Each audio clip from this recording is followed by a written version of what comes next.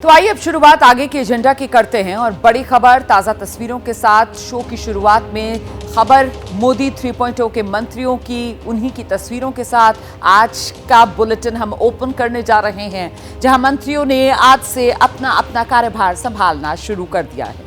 आपको बता दें 9 जून वो तारीख जब शपथ ग्रहण के बाद मोदी सरकार ने कल देर शाम मंत्रालयों का बंटवारा कर दिया और आज से मंत्रियों ने अपने अपने विभागों में पहुंचकर कार्यभार संभालना शुरू कर दिया है। तस्वीरें आपको दिखाती हूं, ये देखिए। मंत्रालयों के बंटवारे के बाद आज से मोदी सरकार के मंत्री एक्शन में नजर आ रहे हैं। एस जयशंकर एक बार फिर विदेश मंत्रालय की जिम्मेदारी, भूपेंद्र यादव ने पर्यावरण मंत्रालय का जिम्मा संभाला है, रेल मंत्रालय और सूचना प्रसारण मंत्रालय का जिम्मा अश्विनी वैष्णव को सौंपा गया है। उन्होंने अपना कार्यभार संभाल लिया, सुबह सुबह पहुंच गए थे अपने दफ्तर। और वहीं आप देख रहे हैं दूसरी तरफ गिरिराज सिंह कपड़ा मंत्रालय का चार्ज लेते हुए उनकी तरफ से कहा गया देश को तरक्की की राह पर आगे बढ़ाने के लिए मोदी सरकार और ज्यादा जोर शोर से काम करेगी।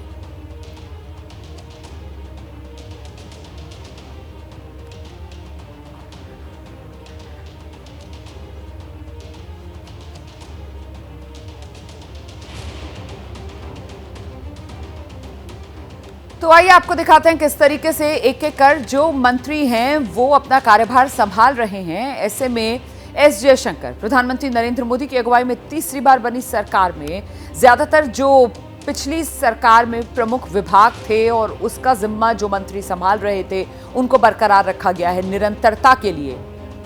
और इनमें से एक अहम विभाग विदेश मंत्रालय है जिसकी जिम्मेदारी एक बार फिर एस जयशंकर को दी गई है। उन्होंने आज फिर विदेश मंत्री का पद संभाला, विदेश नीति को लेकर खुलकर अपनी बात रखी, खासतौर पर पाकिस्तान और चीन के साथ संबंधों पर। विदेश मंत्री एस जयशंकर ने कार्यभार संभालने के बाद कहा, चीन और पाकिस्तान पर वो अलग देश और उनसे रिश्ते भी अलग, चीन से सीमा विवाद निपटाने पर फोकस रहेगा। ये भी हमें विश्वास है कि मोदी जी के नेतृत्व में भारत की जो पहचान जो है दुनिया में वो बढ़ेगी जरूर। और जो आपने पाकिस्तान और चाइना के बारे में कहा, वो अलग देश हैं, रिश्ते भी कुछ अलग हैं, वहाँ जो समस्या जो है वो भी कुछ अलग है।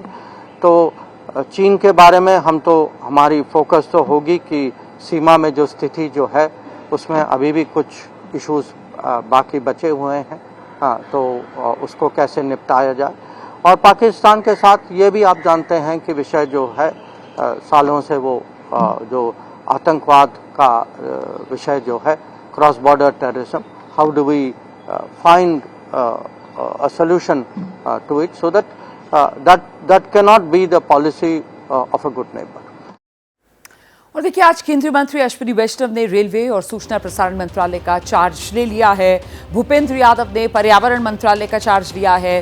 दोनों ही मंत्रियों ने एक बार फिर देश सेवा का मौका मिलने पर खुशी जताई और कहा कि वो प्रधानमंत्री मोदी के विकसित भारत के विजन को आगे बढ़ाने के काम में अपना पूरा योगदान देंगे, कोई कसर नहीं छोड़ेंगे।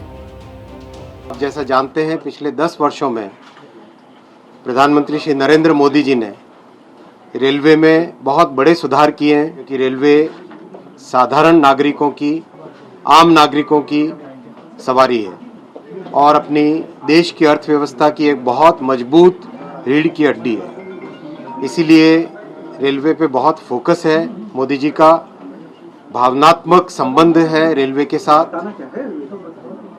इसी विजन को, प्रधानमंत्री जी के इसी विजन को जो पिछले 10 सालों में ट्रांसफॉर्मेटिव विजन रहा है, इसी विजन को आगे इम्प्लीमेंट करने की जिम्मेदारी दी है प्रधानमंत्री जी ने। मैं उनका आभारी हूँ। यशस्वी प्रधानमंत्री श्री नरेंद्र मोदी जी के प्रति आभार और कृतज्ञता व्यक्त करता हूं कि उन्होंने मुझे एक अहम मंत्रालय की जिम्मेदारी पुनः प्रदान करी है। इस जिम्मेदारी को मैं निर्वहन करने के लिए पूरी तत्परता के साथ कार्य करूंगा। जिस तरह का जलवायु तापमान, बायोलॉजिकल डाइवर्सिटी के चैलेंजेस, डेजर्टिफिकेशन ऑफ लैंड के चैलेंजेस जो हैं, उसके लिए एक पेड़ मां के नाम, सभी एक पेड़ अपनी माँ के साथ जाकर के जरूर लगाएं। और आइए आपको तस्वीरें दिखा देते हैं। मनोहर लाल खट्टर भी पहुंचे हैं अपने मंत्रालय का कार्यभार संभालने के लिए। मनोहर लाल खट्टर, मोदी सरकार में बड़ी जिम्मेदारी मनोहर लाल खट्टर को दी गई है। ऊर्जा मंत्रालय का कार्यभार संभालते हुए फिलहाल आप देख रहे हैं मनोहर लाल खट्टर को, जिन्हें शहरी विकास का जिम्मा भी दिया गया है। अच्छा, महत्वपूर्ण ये हो जाता है कि मनोहर लाल खट्टर पहली बार लोकसभा चुनाव लड़े और लोकसभा चुनाव जीतकर संसद में पहुंचे हैं और इसी के साथ ये बड़ी जिम्मेदारी हरियाणा के पूर्व मुख्यमंत्री मनोहर लाल खट्टर को। तो कर्तव्य पथ पर ये मोदी के सिपाही हैं। कल मंत्रालयों का बंटवारा, कल कैबिनेट बैठक और देखिए आज ये मोदी के सिपाही अपने अपने मंत्रालयों में पहुंच रहे हैं, कार्यभार संभाल रहे हैं। मनोहर लाल खट्टर भी पहुंच गए हैं, अपने विभाग में कार्यभार संभाल लिया है और इसी के साथ काम शुरू। स्वागत किया जा रहा है। जो मंत्रालय में बड़े अधिकारी होते हैं वो मंत्री जी का स्वागत करते हैं पहले दिन और उसके बाद मंत्री जी को रूबरू कराते हैं मंत्रालय से। मंत्रालय में काम करने वाले अन्य अधिकारियों से, कर्मचारियों से मिलवाया जाता है। तो ये वो तमाम औपचारिकताएं हैं जो आज के दिन पूरी की जाती हैं और ये औपचारिकताएं उन मंत्रियों के साथ पूरी की जाएंगी जो नए मंत्रालय का जिम्मा ले रहे हैं। अब अगर पुराने मंत्रियों की बात की जाए तो जाहिर सी बात है सीसीएस में तमाम वही चेहरे हैं। इसके अलावा चाहे नितिन गडकरी हो, अश्विनी वैष्णव रेल मंत्रालय के मामले में, तो वो उसका जिम्मा निभाते आ रहे हैं। तो वो उस विभाग, वहाँ काम कर रहे अधिकारियों, कर्मचारियों से वाकिफ हैं। तो ऐसे में वहाँ ये ज़रूरत नहीं पड़ती है, लेकिन मनोहर लाल खट्टर के मामले में ये ज़रूरत पड़ेगी। और आप देख रहे हैं तस्वीरें, मनोहर लाल खट्टर ने अपना कार्यभार संभाल लिया है। मीडिया का वहाँ पर जमावड़ा है, हम इंतजार कर रहे हैं क्या मीडिया से कुछ कहेंगे। प्रशासनिक अनुभव बतौर सीएम मनोहर लाल खट्टर को और इसी भरोसे पर प्रधानमंत्री ने अपनी टीम में अहम जिम्मेदारी मनोहर लाल खट्टर को दी है। ऊर्जा मंत्रालय का जिम्मा मनोहर लाल खट्टर को दिया गया है, शहरी विकास का जिम्मा मनोहर लाल खट्टर को दिया गया है। तो अपने मंत्रालय पहुंच गए मनोहर लाल खट्टर, कामकाज संभाल लिया है और फिलहाल शिष्टाचार भेंट करते हुए मंत्रालय के अधिकारियों से मनोहर लाल खट्टर की तस्वीरें आपके सामने हैं।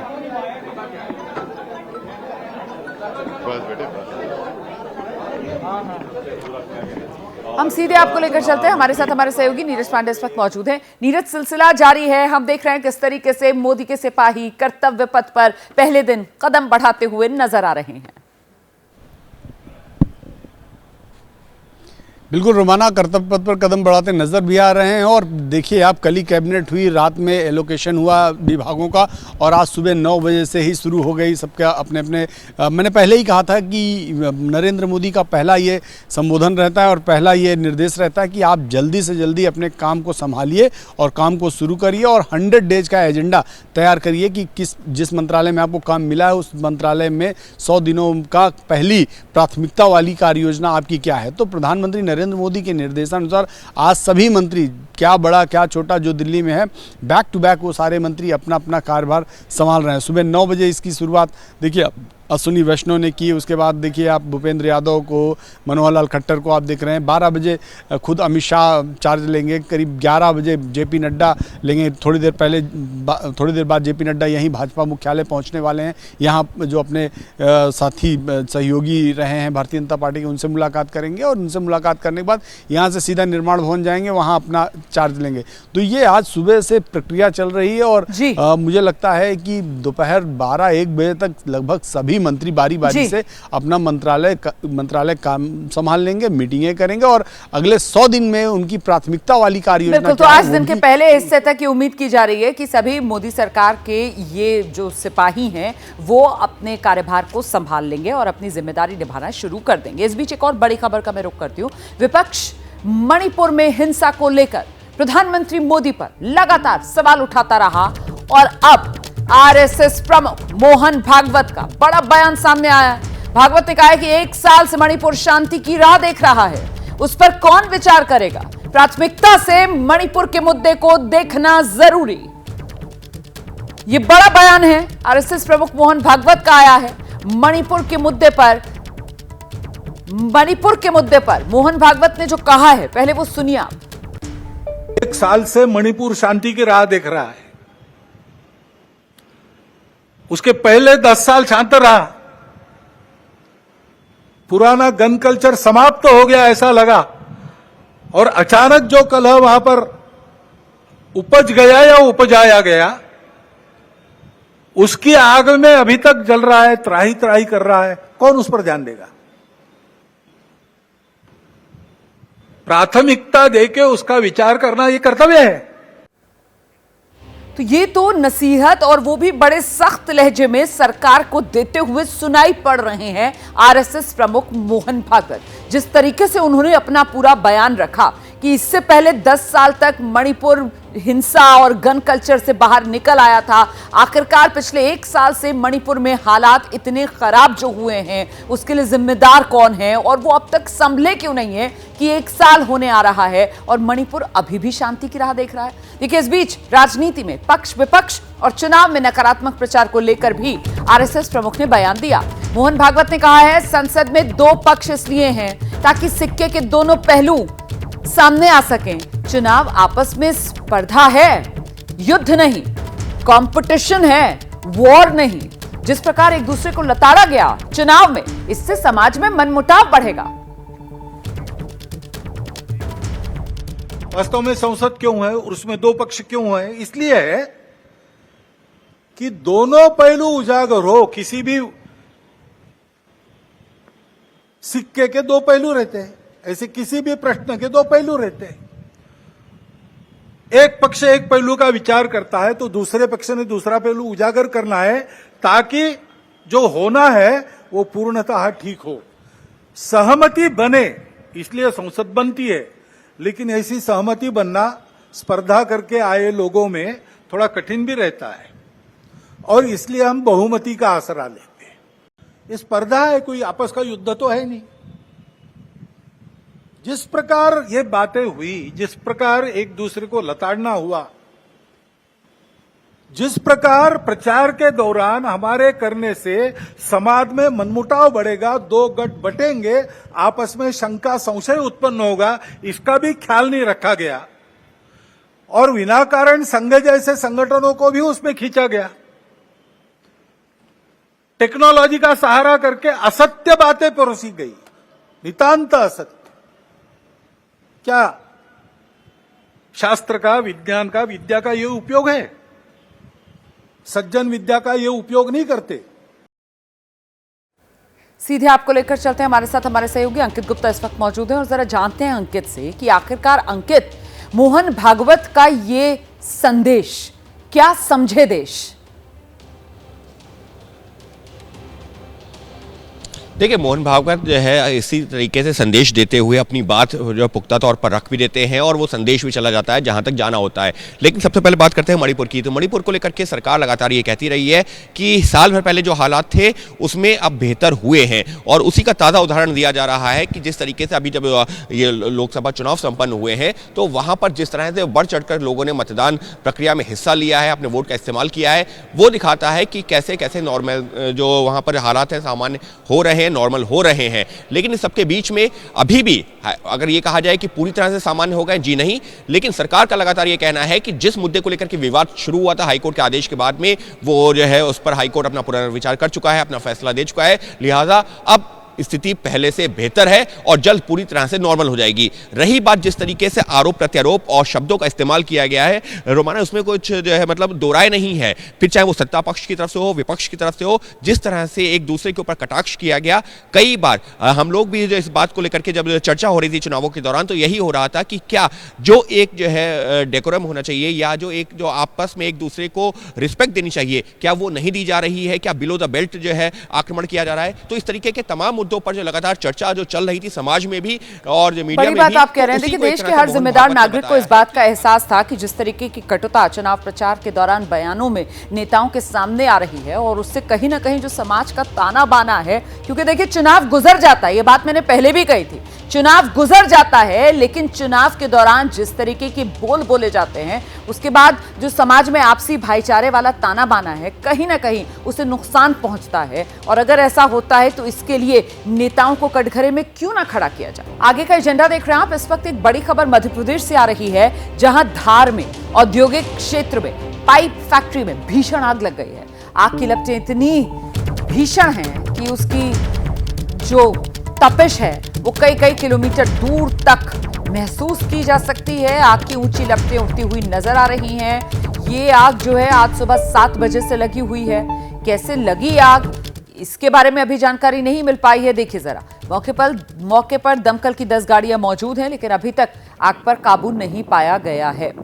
देखिए जरा कितनी भीषण ये आग है। पाइप फैक्ट्री, मध्य प्रदेश, धार औद्योगिक क्षेत्र, और जाहिर सी बात है ये पाइप, अगर इसमें प्लास्टिक के पाइप होंगे तो फिर इस आग पर काबू पाना कितनी बड़ी चुनौती दमकल कर्मियों के लिए होगा, क्योंकि ज्वलनशील पदार्थ जिससे पाइप बनते हैं प्लास्टिक वाले, और वो आग जो है वो लगातार बढ़ती जा रही है, फैलती जा रही है। इसी वजह से अब तक इस आग पर काबू पाया नहीं जा सका है।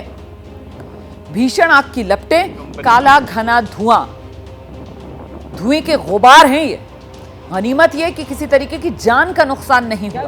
और खतरनाक आग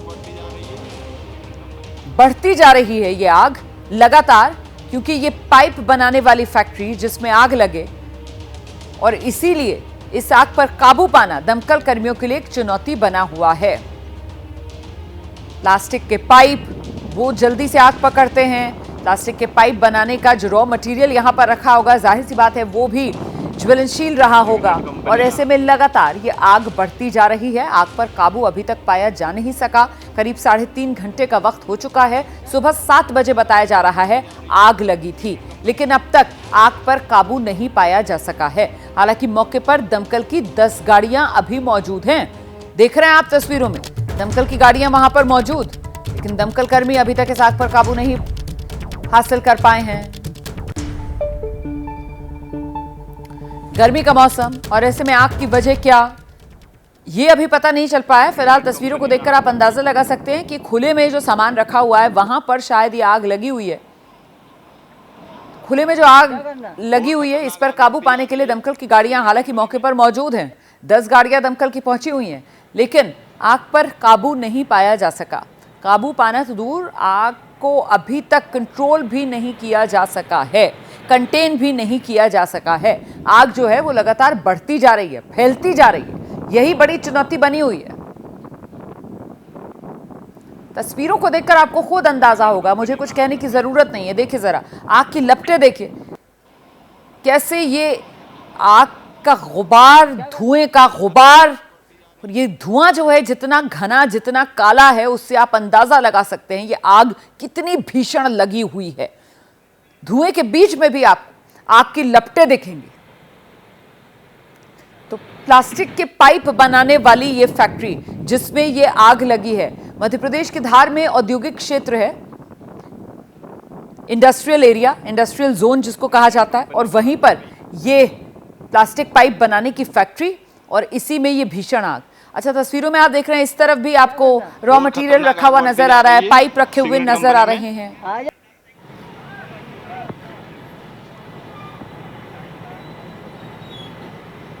तो फैक्ट्री में भीषण आग जिससे हड़कंप मचा है।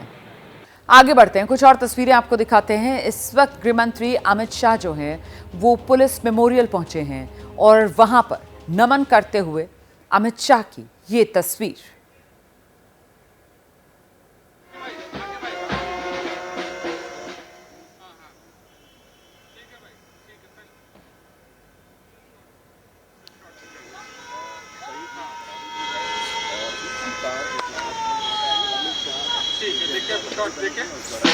मिल रहा है शॉट।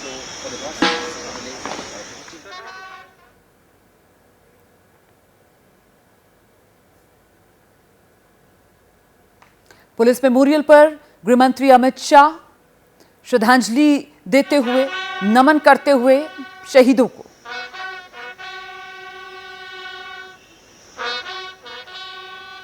एक बार फिर से गृह मंत्रालय का जिम्मा अमित शाह को दिया गया है, और अपना कार्यभार संभालने से पहले अमित शाह जो हैं वो पुलिस मेमोरियल पहुंचे हैं, शहीदों को नमन कर रहे हैं, सलामी दे रहे हैं। और इस बीच बड़ी खबर आ रही है जम्मू से, जहां रियासी में हुए आतंकी हमले की जांच अभी भी जारी है। अब तक गुनहगार जो हैं वो पकड़ में नहीं आ पाए हैं। सूत्र ये जानकारी दे रहे हैं कि इस हमले में 4 विदेशी आतंकवादी शामिल थे, एक स्थानीय भी आतंकियों का मददगार था।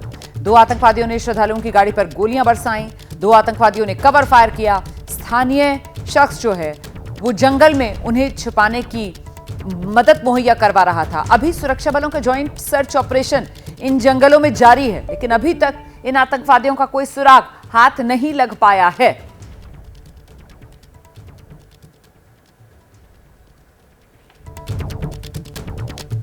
तो 4 विदेशी आतंकवादी जिन्होंने इस आतंकी वारदात को अंजाम दिया, जिसमें 10 श्रद्धालुओं की जान चली गई। हम सीधे आपको लेकर चलते हैं, हमारे साथ हमारे सहयोगी अजय बाशलू इस वक्त मौजूद हैं। जरा जानते हैं अजय बाशलू से कि आखिरकार सर्च ऑपरेशन इन जंगलों में जारी है, कितनी बड़ी चुनौती है इन्हें खंगालने की और इन आतंकवादियों तक पहुंचने की। अजय। देखिए रोमाना, सबसे बड़ी चुनौती जो है वो इन जंगलों की बनावट है। हम खुद इन जंगलों में गए थे कल, और इन जंगलों की जिस तरह की बनावट है वहाँ कुछ मीटर के बाद बिल्कुल दिखाई नहीं देता। लंबे लंबे पेड़ हैं, बोल्डर्स हैं, पत्थर हैं और झाड़ियाँ हैं, घनी झाड़ियाँ हैं। और ऐसे में इन जंगलों को खंगालना सुरक्षा बलों के लिए एक टेढ़ी खीर साबित हो सकता है। और उससे भी बड़ी बात रोमाना की ये कि जिस तरह से विभिन्न जांच एजेंसियों की जांच इस दिशा में आगे बढ़ रही है, तो एक बात बिल्कुल क्लियर है कि इस इलाके में जो आतंकी घूम रहे हैं उन्हें वहां लोकल सपोर्ट है, यानी कि जो ओवरग्राउंड और अंडरग्राउंड वर्कर्स हैं उनका एक ज़बरदस्त नेटवर्क है, जिसकी मदद से ये आतंकी सुरक्षा बलों की आंखों में लगातार धूल झोंक रहे हैं। इस हमले की बढ़ाने वाली बात तो ये है कि ये कश्मीर घाटी नहीं बल्कि जम्मू के इलाकों में इस तरीके के हमले हो रहे हैं और इसी वजह से ये चिंता और बढ़ाता है। फिलहाल बहुत शुक्रिया आपका अजय बाशलू इस तमाम जानकारी के लिए। देखिए, घटना के बाद से ही इस पूरे इलाके में सर्च ऑपरेशन तेजी से चलाया जा रहा है। ड्रोन के जरिए भी रियासी के जो घने जंगल हैं इनमें तलाशी अभियान चल रहा है। घना जंगल, ऊंचे ऊंचे पहाड़ होने की वजह से ऑपरेशन जो है, जिसका जिक्र अभी अजय भी कर रहे थे, बेहद चुनौतीपूर्ण बना हुआ है। रिपोर्ट देखिए जरा।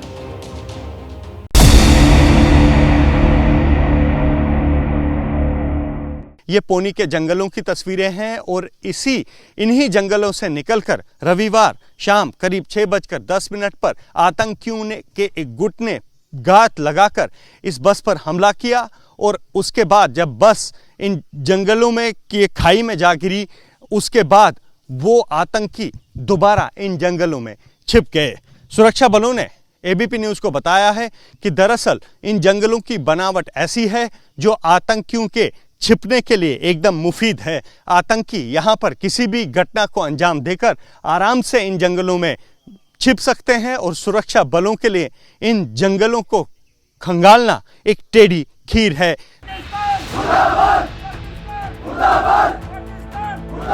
इसी वजह से इलाके के लोग भी नाराज हैं। रियासी के लोगों की शिकायत है कि दुर्गम इलाका होने के बावजूद यहाँ पर पुख्ता सुरक्षा व्यवस्था नहीं है।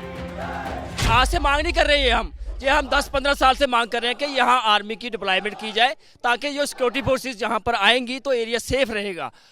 चंडी मोड़ से लेके हरिचुमर से लेके डांगरी, मैं इस एपिसोड को डांगरी के साथ जोड़ूंगा। ये जो एपिसोड यहाँ पे हुआ है, ये जितना भी 50-60 किलोमीटर का एरिया है, ये बिल्कुल भगवान के सहारे है। यहाँ पे बिल्कुल कम मिनिमम पैरामिलिट्री फोर्सेस और मिलिट्री का यहाँ दबदबा था पहले, 10 साल पहले। आजकल बिल्कुल ये भगवान के सहारे है। हमले में मारे गए लोगों को 10 लाख रुपए देने का ऐलान किया गया है, जबकि घायलों को 50,000 रुपए की सहायता राशि दी जाएगी। हम जानते हैं कि मौत का कोई मुआवजा नहीं होता है, फिर भी उनके परिजनों को एक सहायता के तौर पर 10 लाख रुपए जम्मू कश्मीर प्रशासन ने मजदूरों को और घायल लोगों को 50,000 रुपए देने का फैसला किया है। जो लोग भी जिम्मेदार हैं उन्हें बख्शा नहीं जाएगा। एक नापाक कोशिश हुई है। इसी सवाल का जवाब ढूंढा जा रहा है कि जम्मू कश्मीर के रियासी में हुए आतंकी हमले का जिम्मेदार आखिर कौन है। क्या जानबूझकर शपथ की शाम का वक्त चुना गया था? क्या शपथ के दिन पाकिस्तान की जमीन पर हमले की प्लानिंग काफी पहले हो चुकी थी? जम्मू कश्मीर के रियासी में हमला चौंकाने वाला है, क्योंकि ये वो इलाका है जहां दहशतगर्दी की घटनाएं पहले नहीं देखी जाती रही हैं। पुंछ राजौरी की तरफ जो हमारा बॉर्डर लगता है, क्योंकि वो इस प्रकार की सीमा है जिस पर कि पहाड़ हैं, कुछ और हैं जहाँ पर भी हालांकि सीमा के चप्पे चप्पे पर हमारे जवान वहाँ पर रहते हैं, लेकिन उसके बावजूद जैसे ये हमला हुआ है, इससे पहले भी 2-3 हमले हुए। ऐसा भी नहीं कि हमारे सुरक्षा बल कहीं काम करने में सक्षम नहीं है, लेकिन चिंता का विषय है। रणनीति नई, स्ट्रेटजी नई होगी ही तो निश्चय इसको मार गिराया जाएगा। और अब विरोधी भी सरकार से रियासी जैसे इलाकों में हुए हमले पर जवाब मांग रहे हैं। इस हुकूमत के दौरान पिछले 5 साल में ये हमने देखा है कि जिन जिन इलाकों को हमने मिलिटेंसी से पूरी तरह से आज़ाद किया था, वहाँ पे नए सिरे से अब मिलिटेंसी देखने को मिल रही है। यही हाल पुंछ में, यही हाल रजौरी में, अब ये हाल रियासी में। तो ये कोई हैरानगी की बात नहीं है। जम्मू कश्मीर में यह हमला ऐसे वक्त हुआ है जब श्रीनगर में खीर भवानी का मेला शुरू होने वाला है। हमले के बाद कश्मीर घाटी अलर्ट पर है। 16 जून से शुरू होने जा रहा ये वो मेला है जहां कश्मीरी पंडित अपनी कुल देवी की पूजा करते हैं। यहाँ पर जो है श्रद्धालुओं के साथ साथ काफी ज्यादा तीर्थ यात्री भी आए हुए हैं। हैदराबाद से यहाँ पे लोग आए हुए हैं और यहाँ पे एक विशेष पूजा कर रहे हैं। क्या कुछ ये पूजा है, क्यों ये लोग आए हैं? महिलाएं ही हैं जो पूजा में शामिल हो रही हैं। शांति बनाने के लिए हम आए हैं इधर, और सब इधर इकट्ठे हैं, सब उसी दिशा में हम काम कर रहे हैं। हाँ, हम जानते हैं यहाँ क्या गुजरी है, यहाँ क्या क्या हुआ है, पहले हम जानते हैं। अभी भी खतरा तो है ही है, तो रिस्क लेके इतने लोग आए हैं उतने दूर से। रास्ते में हम बीच बिहाड़ा में जो बंद पड़ी मंदिर को भी हमने रात में खोल के उसका दर्शन किया है। इसी महीने की 29 तारीख से अमरनाथ यात्रा भी शुरू होने जा रही है। सुरक्षा व्यवस्था के कड़े इंतजाम किए जा रहे हैं। जम्मू कश्मीर पुलिस महानिदेशक के मुताबिक कश्मीर घाटी में इस वक्त 70 से 80 विदेशी आतंकियों समेत 150 से ज्यादा आतंकी सक्रिय हैं। इतना ही नहीं, जम्मू कश्मीर के रियासी में तीर्थ यात्रियों की बस पर हुए हमले ने ये साफ कर दिया है कि आतंकियों ने हमले की जगह के साथ साथ हमला करने के तौर तरीके और अपनी रणनीति बदली है। सुरक्षा बलों के काफिले के बदले अब वो आम वाहनों और तीर्थ यात्रियों को निशाना बनाने लगे हैं।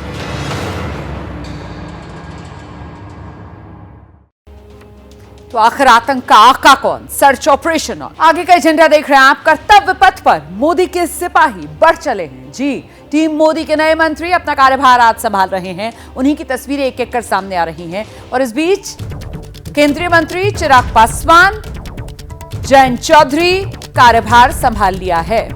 राज्य मंत्री स्वतंत्र प्रभार बनाए गए जयंत चौधरी, उन्होंने भी अपना कार्यभार संभाला।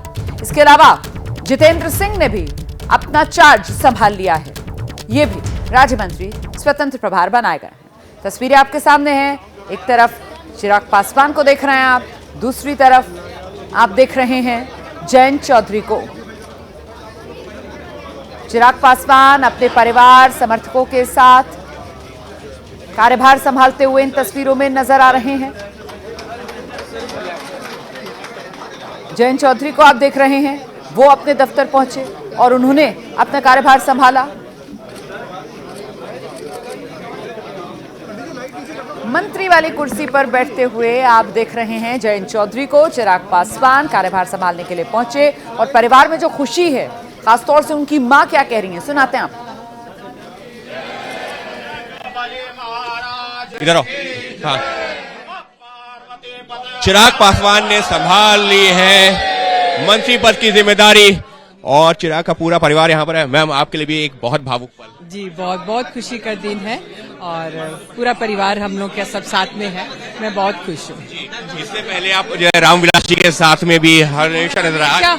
हमेशा मैं उनके साथ ही आया करती थी और आज मैं अपने बेटे के लिए साथ में आई। चिराग भाई, बहुत बहुत शुभकामनाएं। अब प्राथमिकताएं क्या रहेंगी?